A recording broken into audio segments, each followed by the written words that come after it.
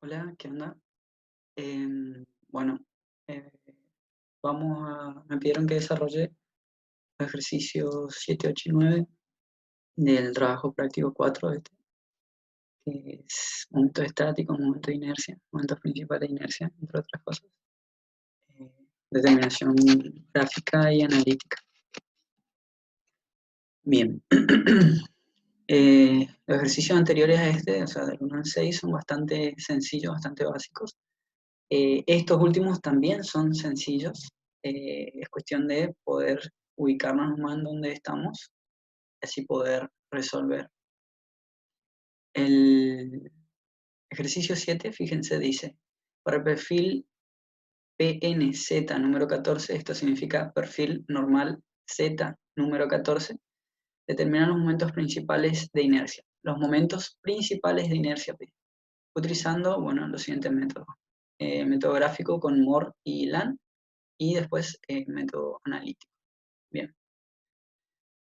El perfil, dice perfil normal Z número 14, acá en este PDF al final el profe les adjunta las tablas. El perfil Z viene a ser este perfil, así, el canto redondo. Tienen que buscar acá en las tablas, en estos dos. El perfil número 14 acá, este es el que te da el número del perfil en la primera columna. El número 14 viene a ser 140, ¿sí?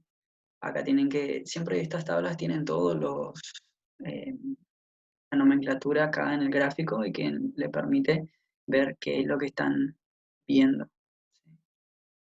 Eh, Fíjense de que acá le da el número o el nombre del perfil que simplemente está en correspondencia a su altura. Acá están las dimensiones en milímetros, H es altura, B es la base. Fíjense, si ven el gráfico, acá pueden ver H, la base es B, a ver, no está acá, está acá, acá. B, ven el ala, la base del ala. S viene a ser el espesor del alma, acá. Y T es el espesor del ala, justamente. Acá, este, el espesor del ala. Esto es ala y esto es alma. Bien, R1 y R2 son los radios acá en las partes redondeadas. Fíjense, R2 es del ala y R1 es acá, en esta parte, simplemente. Y bueno, después este F, fíjense si leen acá, es la sección, es decir, el área de la sección, que es el peso. U es la superficie exterior por cada metro de longitud y así. Todo está especificado, digamos, no va a haber ningún problema. No sé si ya usaron estas tablas antes o es la primera vez que usan.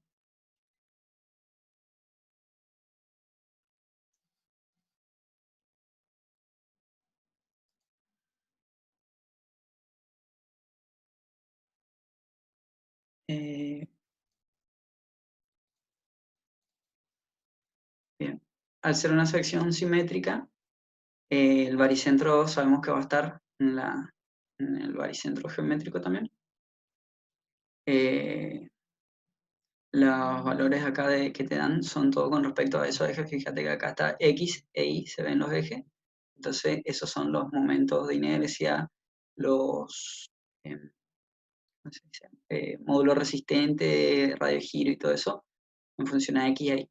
Pero acá también da dos par de ejes, fíjate, eta y, no creo que se dice, que dice que son, creo que esos son los ejes principales de inercia, no dice por acá. Mm,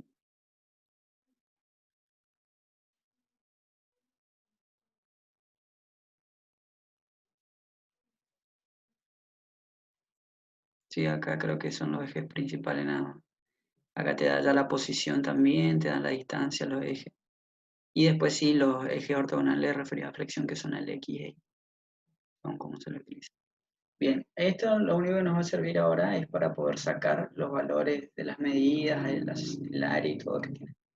Es decir, para nosotros poder calcular el método gráfico o analítico, los dos, necesitamos primero la dimensión de nuestra sección. Entonces venimos acá y todo esto del 140 vamos a utilizar, fíjense que está en milímetros. O sea, que acá tenemos 140, el H, el B, el S, el T.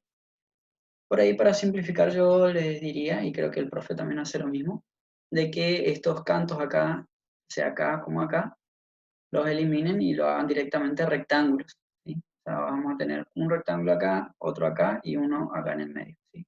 Y esas serían las secciones conocidas que nosotros podemos descomponer para poder resolver. De manera de que este R1 y R2 no nos interesa, solamente tenemos. De esa forma, fíjense, nos quedaría una Z así de un valor ahí, por ejemplo, y acá uno en el medio y otro acá abajo, de los cuales acá nosotros ya conocemos, o sea, de la tabla podemos sacar el H que te daba esto, que es desde acá hasta acá, podíamos sacar el B, que era desde acá hasta acá, y teníamos también el T, que viene a ser de acá a acá, y el S, que era este ancho. O sea, por ejemplo, lo podemos llamar A1 y A2, a estos de acá, al este 2, y este es igual al de arriba, entonces A1. Entonces A1, por ejemplo, va a ser la base, B, por el T, que te daba la tabla, y este de acá va a ser el H total menos 2T por el ancho, que va a ser el S. Todo eso de ahí de la tabla. Fíjense. H nos da la altura, el B le da el ancho, el T acá dijimos que le da el espesor, y el S le da el ancho acá también, el espesor del alma. Bien. Con esos datos, bueno, después pueden sacar el área de cada uno, pero acá le da el área total. O sea, como dijimos que vamos a despreciar los radios ahí en los giros, este probablemente no les dé idéntico, seguramente nos va a dar igual la superficie total, digamos. Bien, con la superficie podemos entrar a calcular los gráficos, gráficamente. Bien. El círculo de Moore, círculo de Land, lo que te piden son, para dibujar, ¿cierto? Es todos los momentos de inercia baricéntricos, o por lo menos los momentos de inercia con respecto a un par de ejes conocidos, ¿cierto? En este caso, nosotros tenemos los momentos de inercia baricéntricos que corresponden al que nos daba la tabla. Acá. Fíjense. Acá J viene a ser momento de inercia, entonces tenemos Jx, Ji son los valores que a nosotros nos interesan. Voy a ir anotando el momento de inercia con respecto a X, con respecto a Y y el centrífugo. Con respecto a X es 676. Con respecto a Y es 148. Con respecto a, bueno, el centrífugo es 239. Y después, ¿qué teníamos? Bueno, el área era 22,9.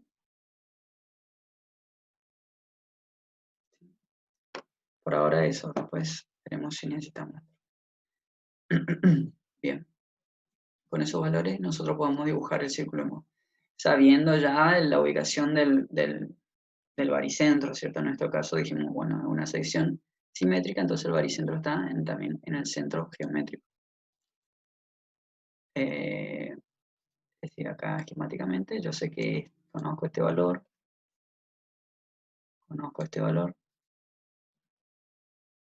y este, como habíamos dibujado hoy. En teoría, el el baricentro va a estar aproximadamente por acá, ¿cierto? O sea, exactamente a la mitad de este espesor y a la mitad de la altura. O sea, en h sobre 2 y en s sobre 2. Ahí va a estar el eje baricentro. Así sería.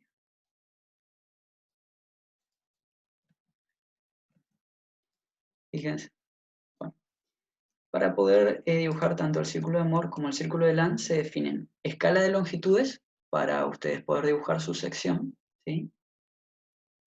Por ejemplo, el H en nuestro caso es 140 milímetros, es decir, 14 centímetros. No van a dibujar 14 centímetros en su hoja toda la sección, sino que pueden reducirlo, digamos. En 7 centímetros le puede entrar re bien. Es decir, sería 2 centímetros por centímetro, sería la escala. Bueno. Y después una escala de momentos de inercia, es decir, por ejemplo, el IX son 673 centímetros a la cuarta. Nosotros podríamos decir, esos son 6, casi 7 centímetros si lo hacemos 100 centímetros a la cuarta por cada centímetro. Esa podría ser la unidad, 100 sobre 1. Y ahí nos quedaría, escribo acá, escala de momento, sería 100 centímetros a la cuarta, ¿cierto? Por cada 100, por cada 1 centímetro. Sería la escala de momentos de inercia, en este caso. Bueno, entonces a escala ahora vamos a dibujar el círculo de Moore en el primer caso. Siempre tanto círculo de Moore como círculo de Land se va a dibujar teniendo en cuenta cuál es el momento de inercia mayor, ¿cierto? Si es el IX, o sea, el baricéntrico con respecto a X o el baricéntrico con respecto a Y. En este caso, el IX es 676 y el II o IY es 148. El mayor es IX, por eso vamos a dibujar sobre el eje X. Si era mayor el eje Y, teníamos que dibujar sobre el eje Y. Bien. Entonces, respetando esta escala, tenemos que dibujar sobre el eje Y. Vamos a llevar, primero vamos a hacer el método de Moore, así que se dibuja desde el baricentro, ¿cierto? En escala, que en nuestro caso es 100, 676, que es el valor de mi IXX, o sea, 6,76. Yo tengo que llevar de acá hasta acá, por ejemplo. Esto tendría que tener 6,76 centímetros, ¿cierto? Desde el baricentro hasta la escala. Bien. Después, desde el baricentro, otra vez, llevamos ahora el IY, sería, que era 148. Entonces, más o menos, yo lo hago esquemático nomás, pero esto tiene que estar toda a escala, ¿cierto? Como habíamos dicho. Tengo ese punto y ese punto. Bien.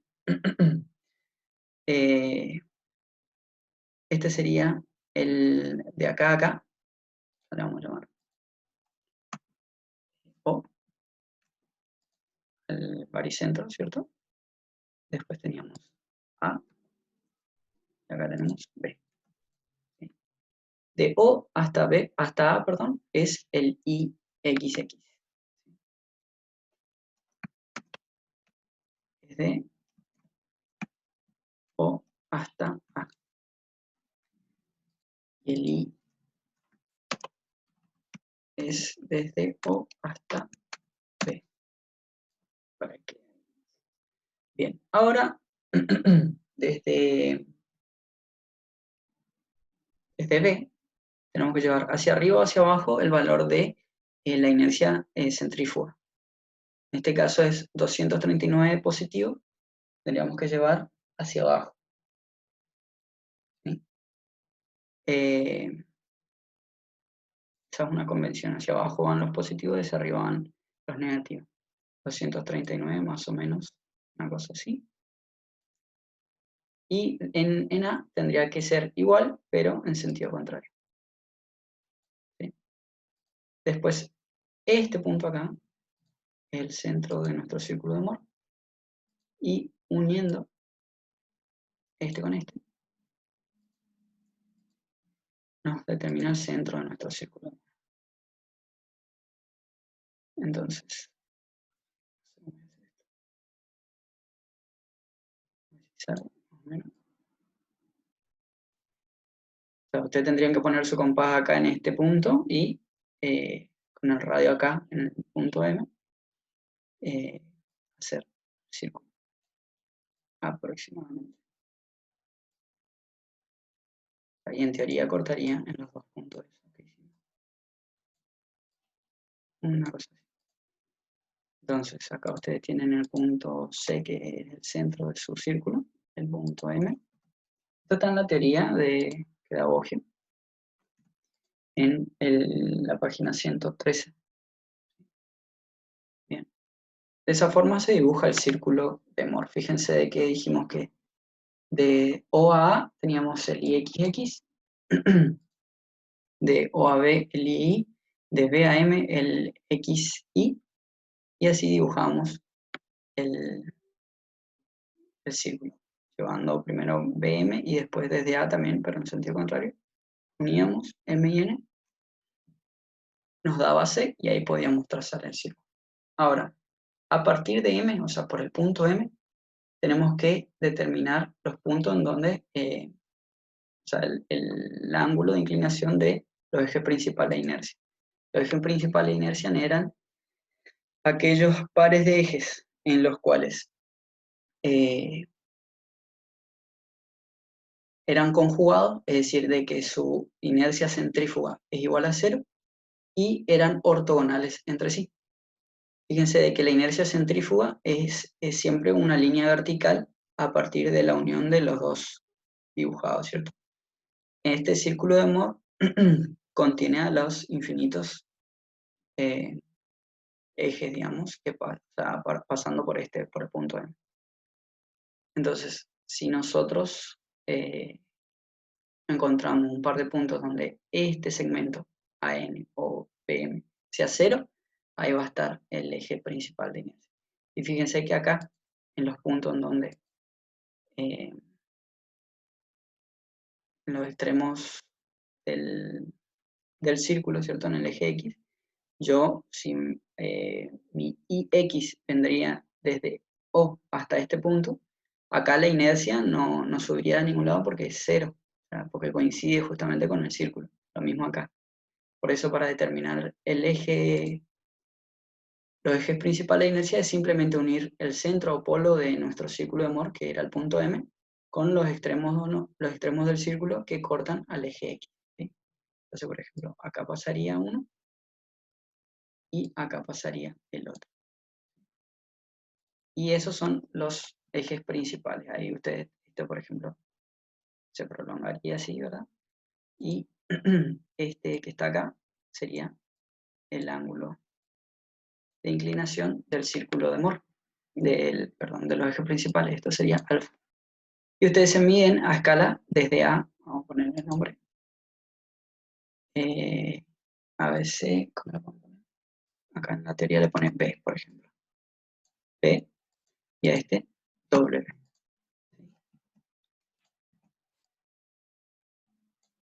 Entonces, el segmento OW corresponde al IX0, lo llamo acá, ¿sí? Están los X0, X0 sería. Así lo escribo por aquí.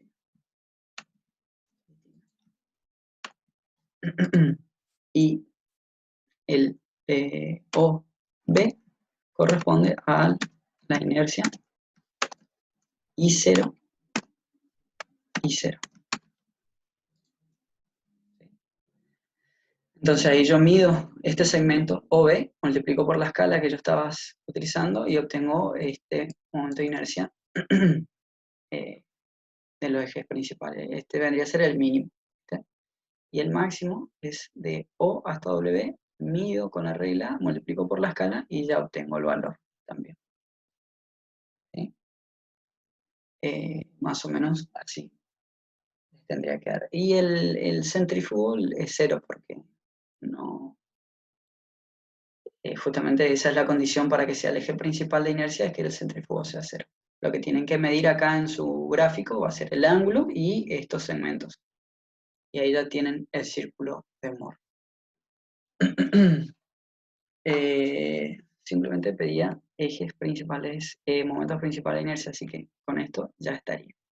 El círculo de Lang es muy parecido, solamente varía en algunas cositas, pero más o menos la idea es la misma. Voy a borrar esto y hacemos el de Lang. No. Otra vez, escala de longitudes, escala de momentos, ¿sí? Pueden usar la misma, no hay problema. Se dibuja la pieza a escala.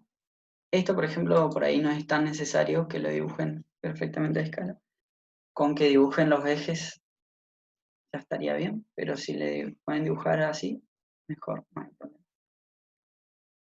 Habíamos dicho que estaba por acá más o menos el baricentro, y de esta forma trazábamos los ejes baricéntricos de la sección. Y acá también rige lo mismo, o sea, depende de en dónde, con respecto a qué eje sea el momento de inercia mayor, sobre ese se va a dibujar. Bien. Acá, a diferencia del caso anterior, se dibujan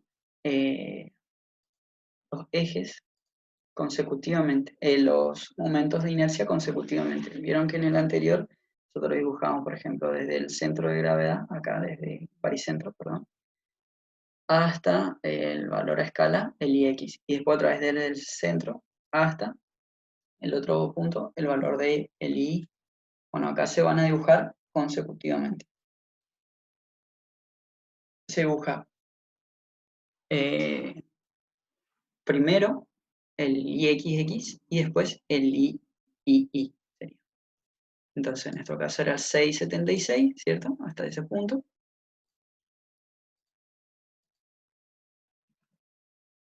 Hasta ese punto. Y a partir de ahí llevamos el siguiente, el III. Hasta ese punto. Después, en el punto de intersección de ambos, otra vez sería ese punto. Otra vez, hacia arriba si es negativo, hacia abajo si es positivo, en nuestro caso es hacia abajo, llevamos el centrífugo. A escala, todo esto es a escala, siempre a escala. Entonces,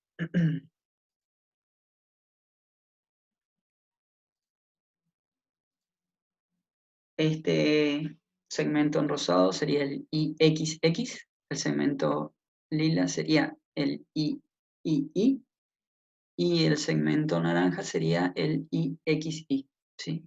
Toda escala. Y sobre el eje sobre el cual está el momento de inercia mayor. Bien. Midiendo desde este punto hasta este punto, es decir, la suma de los dos momentos de inercia, nos determina el diámetro de nuestro círculo. Es decir, vamos a, por ejemplo, si lo hacemos a mano, vamos a medir esto y vamos a marcar su mitad. Y ahí vamos a colocar el compás y vamos a hacer el círculo. ¿Sí? Otra vez más o menos lo mismo, yo lo hago así. Ahí aproximadamente. Y dibujan el círculo, ¿cierto? Bien. En la teoría esto está ahí en la página 113, 114, está todo esto explicado. Este círculo que queda determinado es el círculo de Moore para esta sección, ¿sí? Eso implica de que para cualquier par de ejes, este va a ser el círculo de Moore, o sea, este diámetro va a tener, ¿sí? El de Moore, el de Land no, perdón. Entonces lo que vamos a hacer ahora es por el centro, vamos a ponerle nombre acá, igual que este. Esto sería O, como hoy. Este primer punto es A, este es B, ¿cierto? Y a este punto, por donde es el extremo del segmento de la inercia centrífuga, la llama K. que viene a ser también el centro del punto principal de la, ¿sí? Bueno, otra vez, en este caso, todos los pares de ejes que tengamos, ¿cierto? Por ejemplo, un par de ejes así, ortogonales, ¿cierto? Que pasen por el baricentro. Van a cortar el círculo en 2 puntos, por ejemplo. En este punto y en este punto, ¿sí? Uniendo ambos puntos de corte, en teoría va a pasar por el centro también. Acá esto. Si esta escala pasa exactamente por el centro ahí. Y vamos a tener esta recta, ¿sí? Perpendicular a ella, vamos a pasar por el punto principal de la que es K, una recta. Y de esa forma nos determinan 3 puntos. Este sería el tercer punto. Y ahí yo le, por ejemplo, a este le llama E. Esto era, habíamos dicho, el punto C, el centro. A esto lo llama H. Nosotros midiendo y multiplicando luego por la escala, por ejemplo, con respecto a este par de ejes que yo dibujé aleatoriamente nada más, el segmento EH me va a determinar la inercia de la sección con respecto a este eje. Por ejemplo, si este era el eje Y, esta iba a ser el I. ¿Sí? Y lo mismo acá, si este era el eje X, entre el segmento HF me iba a determinar la inercia IX. ¿Sí? Y el segmento HK me determina la inercia centrífuga. ¿Sí? Siempre acuérdense, trazaba esta línea, pasaba por el centro, perpendicular a esta, que pase por acá, me determinaba este tramo. ¿Sí? Entonces, para el eje principal de inercia, la inercia centrífuga tiene que ser 0. Entonces, en este caso, este segmento tiene que ser un solo punto. Es decir, para nosotros, para determinar el par de ejes principales, simplemente es unir K con el centro y atravesar todo de esta forma. Así. Y prolongamos acá. Y ahí está. Y de esta forma yo tengo acá un punto y acá otro punto. Y ahora sí, voy a poner uno del punto O con este. Tengo uno de los ejes principales. Uno el punto O con el otro. Tengo el otro eje principal. Y ahí, por ejemplo, C. Esto lo llamamos F y E. Y midiendo este segmento FK y KE, tenemos los momentos de inercia principales. ¿Sí? Y la inclinación, otra vez, tendría que coincidirle con la que hicieron hoy. Sería, ¿sí? Con el de Moore, digamos. Tiene que coincidir el ángulo y tiene que coincidir el valor de las inercias. ¿Sí? Nada más eso. Acuérdense de elegir bien la escala para que le entre bien en la hoja y así poder dibujar cómodamente. También acuérdense de que se dibuja sobre el eje en el cual es mayor la inercia, a partir de los datos que ya tenían. Y si no tenían los datos, o sea que nosotros sacamos de tabla, eso se calcula también. Pueden calcularlo gráficamente o analíticamente. Bien, eso sería Moore y Land. ¿Sí? Ahora para la parte analítica es simplemente aplicar las ecuaciones. ¿Sí? Teníamos, ahí les digo la página, pero en la teoría está desarrollado a partir de la página 110, 111 y 112 sería. Está la teoría de ejes principales de inercia. Ahí va a haber una fórmula que nos determina el ángulo que tiene los ejes principales de inercia respecto a los ejes baricéntricos, ¿sí? Ese ángulo alfa que nosotros hallábamos recién gráficamente, lo pueden hallar con esta fórmula. La tangente de 2 alfa, deja el espacio así, lo dibujo manualmente, 2 alfa, ¿sí? Que este alfa 0 le llaman en la teoría, que viene a ser el alfa que a nosotros nos interesa, es igual a, que acá utiliza los momentos de inercia baricéntricos. 2 veces la inercia centrífuga dividido la diferencia de las inercias. Y L menos el I X. Esta es la inercia baricéntrica respecto al eje Y baricéntrico y respecto al eje X baricéntrico. Y esto también, pero centrífugo. ¿Ok? Bueno, y ahí con los datos que nosotros teníamos, sacamos de la tabla de perfiles, se despeja esto. O sea, haciendo esta operación nos da la tangente. Entonces hacemos arco tangente, eh, arco tangente, y nos da 2 alfa.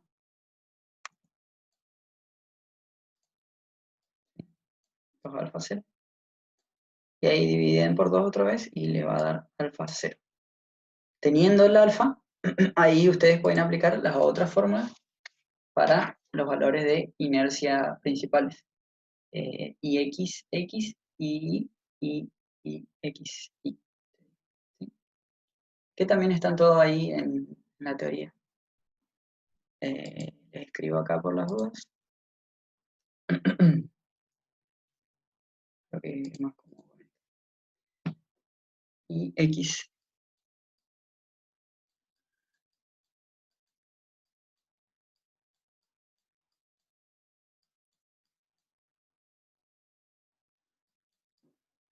Acá sería el IX,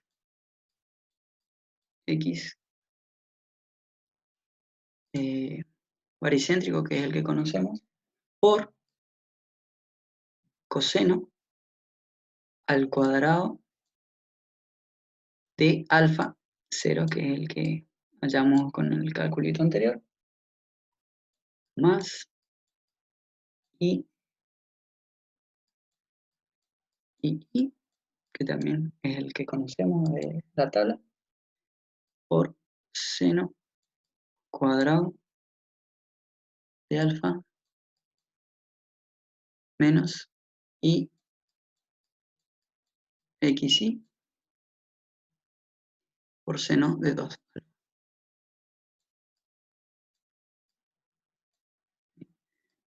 Voy a poner así los paréntesis para que no se confundan. Esto es alfa, alfa 0 también. ¿Sí? Y ahí se opera esto, operan esto y operan esto. Para no meter la pata acá. Obtienen el XX. El Y es muy similar. Lo único que varía es que acá pasa a ser I. ¿Sí? Esto se modifica, este es. O sea,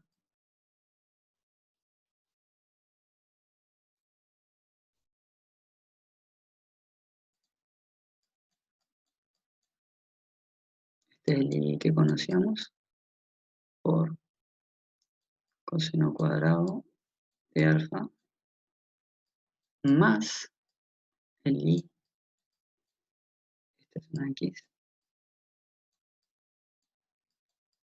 y XX por seno cuadrado de alfa. Y acá no es menos, es más. el I centrífugo sería, perdón, por seno de 2 alfa. Bien, y lo mismo el centrífugo también está.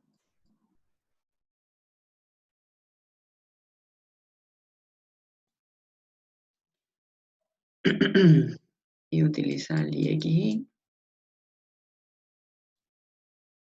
coseno de 2 alfa por coseno de 2 alfa.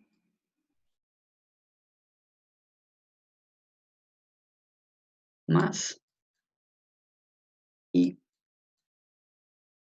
XX